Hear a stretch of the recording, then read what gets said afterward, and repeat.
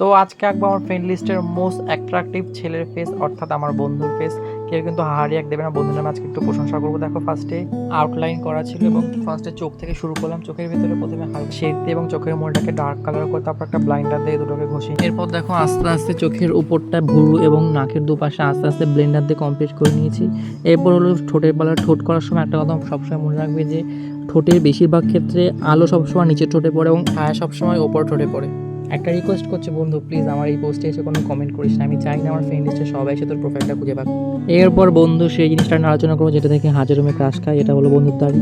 ভাই এত ছোটো ছোটো দাঁড়িয়ে নিয়ে কী করে সকল মেয়ের মনে জায়গা করে নিচ্ছে কে জানে। আমারগুলো মনে হয় একটু বড় বড়, ওর জন্য কেউ পাতা দেয় না আমাকে।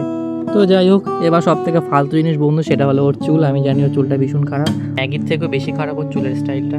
তো যাই হোক, বন্ধুরা একা না, আমারও সেম একই টাইপের চুল। যাই হোক, কমপ্লিট করেছি কোনো রকম। পর বন্ধু 2.5 কিলো হাত করতে গিয়ে আমার 2.5 মিনিটের বেশি লেগে গেছে সময়। এরপর জামা করার জন্য দেখো প্রথমে একটা হালকা পেন্সিল দিয়ে আমি প্রথমে পুরোটাকে কমপ্লিট করেছি এবং তারপর আস্তে আস্তে ডিপ কালার পেন্সিল দিয়ে পুরোটাকে ঘষে ব্লাইন্ডার দিয়ে ব্লেন্ড করে নিয়েছি। বড় লোকস কাকে বলে দেখো। এই টি শার্টটা বন্ধু আমার সঙ্গে বাজার কলকাতা থেকে গিয়ে 1560 টাকা দিয়ে নিয়ে এসছে। তবে সত্যি কথা বলতে এটা করতে আমার 15 মিনিটও সময় লাগেনি। এত বড় লোকস বন্ধুর পোর্ট্রেটে আমি মাত্র 4 টাকার অগ্নি 2020 পেন দিয়ে সিগনেচার করে দিলাম। আর যদি কেউ চিনে থাকো তাহলে অবশ্যই কমেন্ট করে জানিও।